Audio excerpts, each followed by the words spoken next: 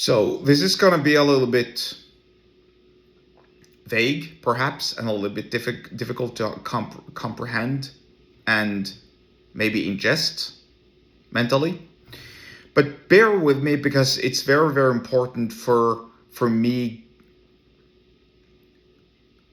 telling you how my setup of life is so important that I persuade myself into doing what others probably wouldn't have done in my case.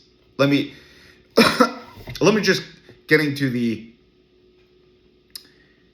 concrete stuff so that I can tell you what I mean, and then you can sort of like assess this whole thing on your own.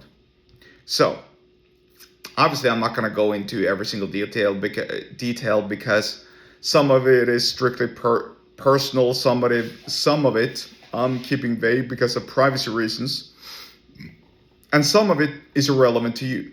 However, I live in a very, very small town, like a jerkwater town that people tend to move away from.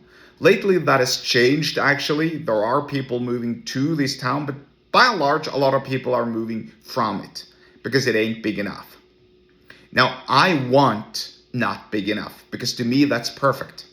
Crossing town takes about half an hour, maybe. And that's not because the town is so big, but it's just because it's a little bit scattered with various boroughs and city parts here and there. All the convenience stores, all the grocery stores, all the stores for getting essential items, they're pretty much spread across like this limited, restricted geographical area that takes about 25 minutes or something to drive around. And in short, it means that if you want to conduct all of your grocery shopping in one day, once a week, then you can do so in only 20 minutes, theoretically. It's the same thing with pretty much everything else. There is a mall here. There's pretty much every single store that you need.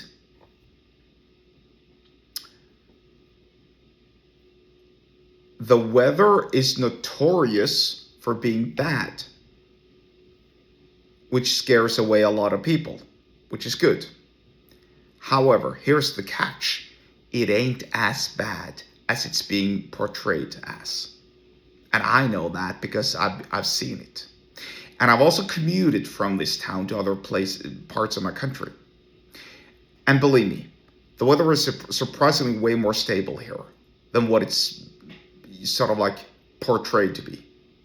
Yeah, there's the occasional winter storm or rainstorm, whatever.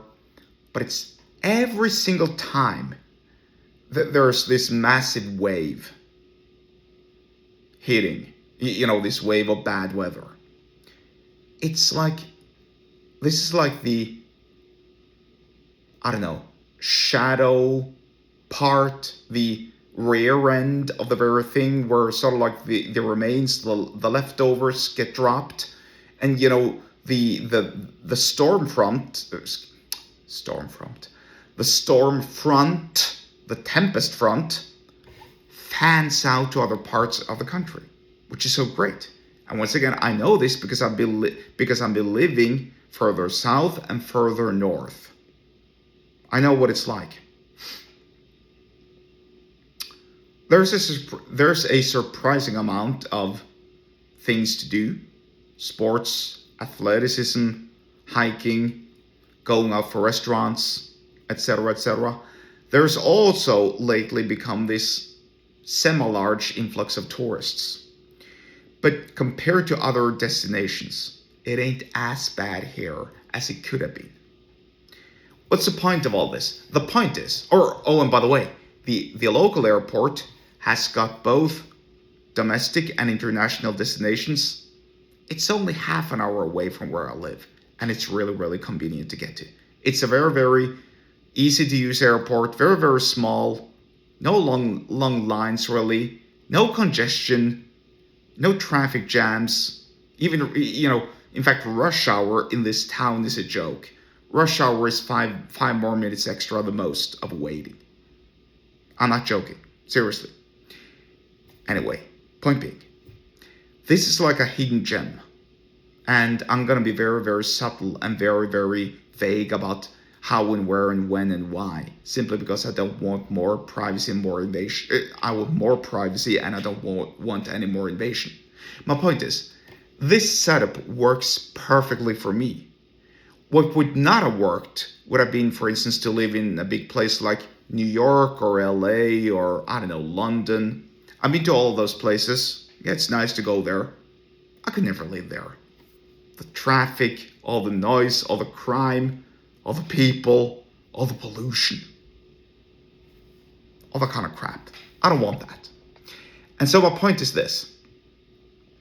If you can dedicate time and effort and energy, and also finances and money, to build your own setup in life like this, and persuade yourself to properly build your life around that setup, that's essentially the definition of your dream life. Think about that. And think about also how you can apply that in your business. For more information or for more teachings about business and persuasion, get subscribed to the email list. The link to do so is in the episode description wherever you're watching it or listening to this. And I'll see you there.